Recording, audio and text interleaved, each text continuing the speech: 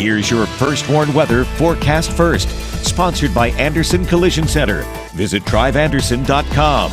Our temperatures today made their way into the upper 50s and a couple spots into the low 60s. Again, very similar to where we were yesterday, I should say, with a lot of that sunshine sticking around. But here late into the evening, we are seeing those temperatures drop off a bit quicker. We're already down to 41 in Freeport, 38 in Rochelle. The current temperature 41 in DeKalb and 44 right now in Rockford. Into the night tonight, those temperatures will continue to drop down into the upper 30s and the mid 30s in some spots for the overnight lows. We rebound again tomorrow as we head into the afternoon, back up well into the 60s. That is the first day of a couple of very much warmer days that will be in store for the early part of this week, along with a lot of wind that will be moving in. Plus, I'll preview the Halloween forecast, all of that coming up in your most trusted forecast a little later. A residential fire spreads to an apartment complex. The residents displaced and recovered by fire personnel. Plus, a local veteran gets recognized for his many years of service, his family and community members showing their respects. And Dia de los Muertos is quickly approaching, how the community came together to get ready and celebrate.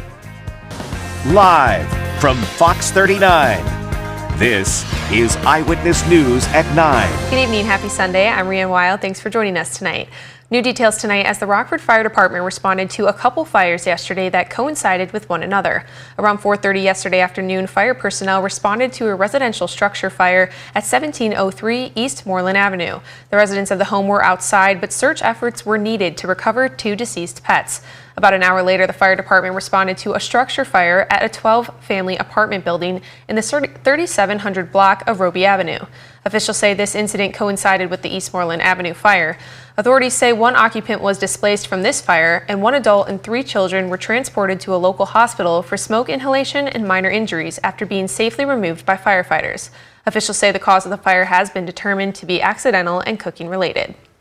Veterans Day is coming up, and today the Roscoe veterans of foreign wars gathered outside the post home to unveil a plaque to honor one of their own. The group honored John Rosado and his military service during World War II and Korea, as well as his service to Roscoe Post and the community. Rosado served as a CB during World War II in the Pacific Theater. When the Korea War broke out, he was recalled to active duty and served in the continental United States. Today, his friends and family honored him with a plaque as a tribute to his many years of service and his dedication to the community. So this is about the first time that we've ever done anything like this, which is well deserved because our World War II veterans are not going to be with us very much longer, and John Rosado definitely deserves to be recognized beyond today, for at least for as long as this post is here. Graves says the post plans on honoring more veterans in a similar way in the future. Well, speaking of honors, the longtime coordinator of Chicago's Pride Parade was honored today. An honorary street sign is being dedicated to Richard Pfeiffer at the northwest corner of Belmont and Halstead. Pfeiffer organized the annual parade from 1974 until his passing in 2019. It has grown into one of the oldest, largest, and most celebrated Pride parades in the country under his leadership. The street sign dedication ceremony was at 10 a.m. this morning and was followed by a reception at Drew's on Halstead. Also near the city, yesterday was a very monumental day for nostalgic parents as the first standalone Toys R Us opened. It's the return of the former retail giant. In an attempted comeback, Toys R Us opened its second store in the country in Harlem Irving Plaza in Norridge. It's not the Toys R Us many of us remember. Instead of a warehouse style with endless aisles, customers found a smaller, more intimate setting. Toys R Us filed for bankruptcy protection in 2017 and all of its stores had closed by the following year. The chain's new owner plans to open 24 stores nationwide. Today was the 3rd annual Dia de los Muertos, Day of the Dead event, as part of a Domingos en el Parque celebration. It was held at the UW Sports Factory and it's sponsored by the Rockford Park District. Domingos en el Parque has been a tradition for 20 years with new events every year. 3 years ago, they decided to create this event dedicated to sharing the Latino culture and celebration of Dia de los Muertos. Lots of vendors and local businesses show up to celebrate as well, and one organizer believes these events help bring the entire community together. In the last couple of events we've had, we've seen a lot of new families coming and appreciating our events because they're away from home, and this brings them a little bit of sense of home. And actually having even volunteers from Guatemala, we had a whole family sign up for volunteering from Guatemala that's been here less than a year. So this is really bringing the community and showing them that, you know, you're welcome in Rockford. Ramirez says last year they had over 2,000 people in attendance, and he says he believes that they'll surpass that number after today. Well, Halloween came early at the governor's mansion in Springfield. Dressed as Shrek and Fiona, Governor J.B. Pritzker and First Lady Mary Catherine Munster held their annual Halloween event, passing out candy to costumed kids. On Facebook, the governor joked, "What are you doing in my swamp?" a phrase made famous by the beloved ogre in the animated movie Shrek. He also thanked families for coming out to take part in the early Halloween celebration. And we want to know who has the best decorations in the state line. Snap a picture and send us your outdoor decor. Upload a photo right by scanning the QR code on your screen, or just go to mystateline.com/share. The best looking yard could be featured on our shows with a visit from meteorologists Candace King and Jordan Wolf on Wednesday, the 30th. Just 9 days to go until the election. Find out the candidates' campaign trail for this week coming up next. Our temperatures rose close to the 60-degree mark earlier today with a lot of sunshine, but cloud cover will soon replace that, along with much warmer temperatures. I'll let you know just how long that near record warmth will stick around coming up in just a few minutes. You're watching Eyewitness News, your home team, with Rianne Weil, Drew Collins, and meteorologist Jordan Wolf.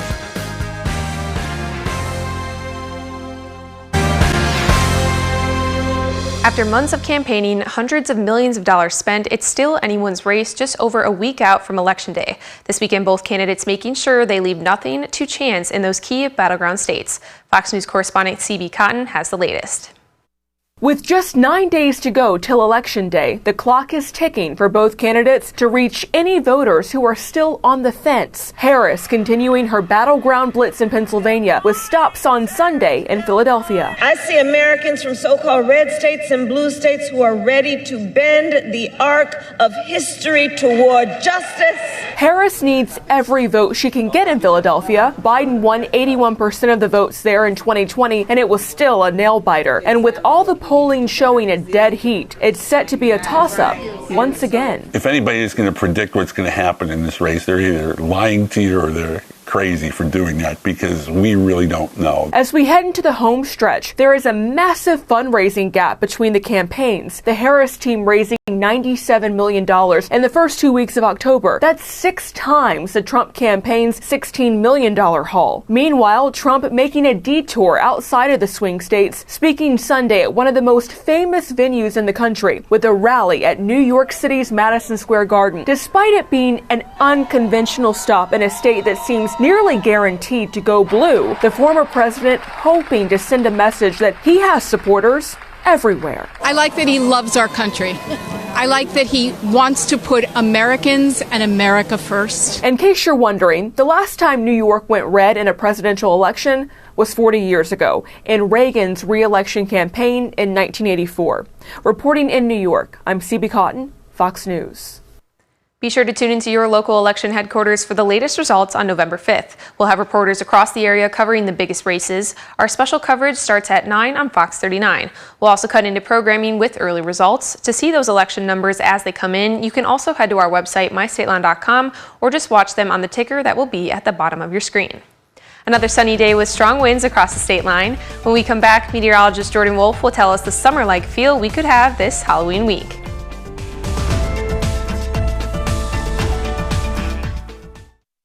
Now, your first warned weather forecast from meteorologist Jordan Wolf.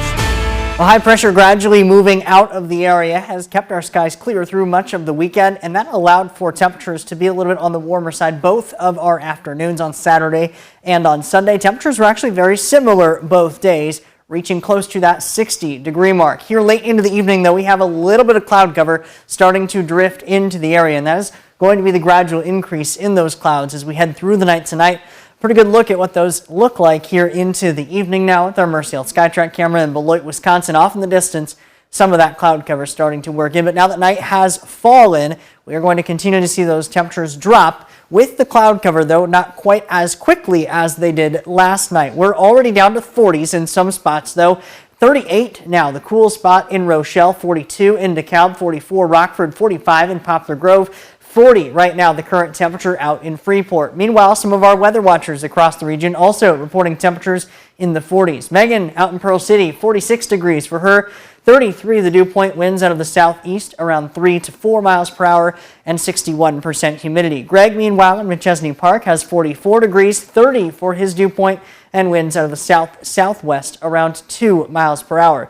Those winds will gradually be on the increase as we head through the night tonight and especially going into tomorrow, and that is part of the reason why our temperatures may not fall quite as far as where they did last night.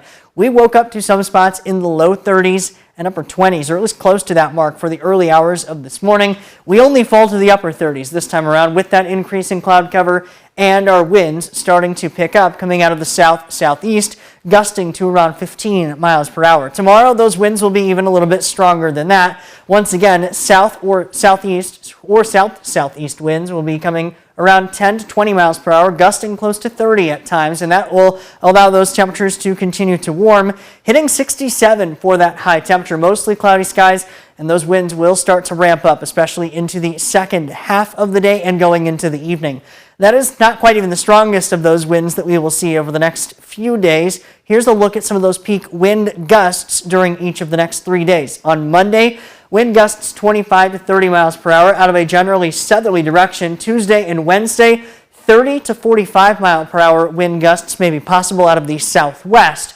All of this wind is helping to bring in some much warmer air, and afternoon high temperatures going to feel a lot more like summer than it does late October. 81 the forecast high on Tuesday. If we were to hit that mark, it would actually tie a record high set back in 1922 for Tuesday's date. On Wednesday, 79 the high temperature. The record high for that date, set back in 1950, was 83 degrees. Meanwhile, our overnight lows will also be very mild, actually above our normal high temperatures for this time of year. 60 the forecast low Tuesday morning, that record warm low 61 in 2004. 68 the low temperature Wednesday morning, that record warm low temperature was set back in 1924.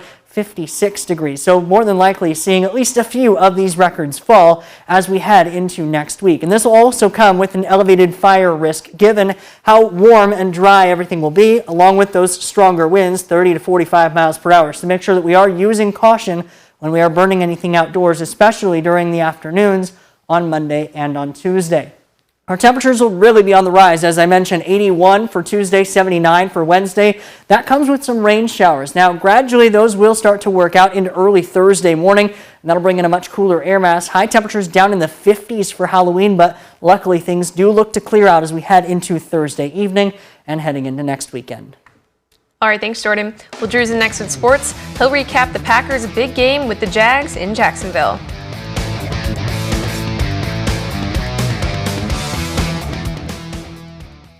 Now sports with Drew Collins.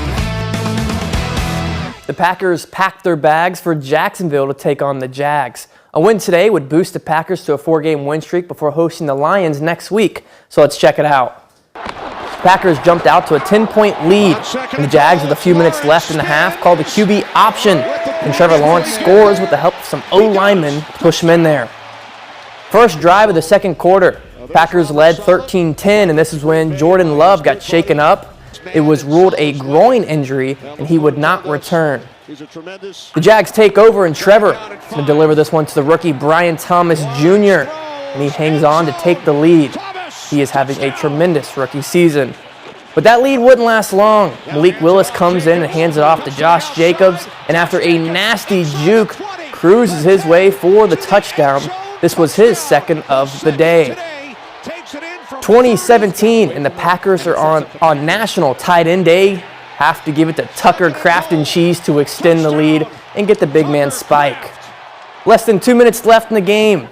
And watch this catch by the other tight end, Evan Ingram. And just like that, the Jags tie it up. What a catch. And for the second straight week, another walk-off field goal attempt for the Packers. It's up and good. McManus nails it. Packers win 30-27 over the Jags. It wasn't our cleanest game, I would say, but I thought just the ability to find a way to get it done, ultimately that's what it's all about. I think it's always tough to go on the road and win this league. Be able to win on a walk-off 2 weeks in a row is kind of crazy. Trying to stay focused and stay composed and stay in the game as far as what plays are going in, what are we getting from the defense, and just staying locked into the game. I feel like that's the route I wanted to take. And if you thought that Packers game was good, just wait until these Bears highlights. This is the craziest ending of a game I've seen in a very long time. Bears in DC, let's roll it. Jaden Daniels wasn't 100% tonight, but he still got the start, and he threw this beauty to Scary Terry, that October connection. This led to a field goal that tied up the game. And this play right here sums up the Bears' entire first half. Caleb Williams trying to improvise and make a play, but he's sacked. The Bears were scoreless for nearly 3 quarters. End of the third, Caleb Williams had 4 completions and 36 yards heading into the fourth. So somebody needed to stand up for the Bears and welcome DeAndre Swift. Takes this one over 50 yards to try and light a spark that they really needed right now. Fourth quarter action, goal line for the Bears, and they give it to the offensive lineman, and he fumbles, and the Commanders take over. But luckily, the Bears get one more chance, and this time they give it to Roschon Johnson, who gets in and takes the lead with only 25 seconds left. So you think the Bears win, right? Well, buckle up. And Bears fans, you might want to look away if you haven't seen it yet. 1 second left. Jaden Daniels, he buys himself a lot of time here. Good blocking, kind of running around. Here comes the throw. It's up. He's going to get it off here. Look at all these defenders. Someone's got to knock it down, right? But it's tipped and dropped into the hands of Noah Brown, and the Commanders win. You see a Hail Mary like this once in every blue moon, but tonight it was once in every bare moon. Heartbreak for Chicago. They fall 18-15. When you lose a game like that, that's a tough one to swallow. After coming back, we have a body on a body, boxing guys out like basketball at the very end. We have one guy that's the rim that knocks the ball down. We got a back tip guy that goes behind the pile. So again, I got to look at it and detail it out and make sure we're better next time. Let's give them kudos. Obviously, it's a heart-wrenching play to have. We practice it. Trust me, we practice it. So let's take a look at the current NFC North standings. The Lions sit atop the North 6-1 as they await the Packers next week. And speaking of the Packers, they jumped to second place at 6-2. The Vikings dropped from first to third in just 2 weeks' time, and the Bears hang back and last at 4-3 after the heartbreaker tonight. And the Chicago Bulls start the season 1-2 on the year. They travel to Bluff City to take on the Grizzlies at 7 tomorrow night. And if you don't want to watch hoops tomorrow, tune into the Ice. The Blackhawks take on the Avalanche. This one starts at 8. And the Ice Hogs took on Manitoba Moose. The Moose win 3-1 over the Hogs. That's sports. We'll be right back. Temperatures continue to drop tonight down into the 30s, but we do have a little bit of cloud cover that may hold us a bit warmer than where we were last night when we fell to 30 degrees in Rockford. Much warmer trend sets in as we head over these next few days. Upper 60s tomorrow, then low 80s on Tuesday. Low temperatures actually above the average highs for this time of year. A chance for rain Wednesday into Thursday, and then a cold front drops us back for the weekend. Thanks, Jordan. That's our show. Thanks for joining us. Have a good night.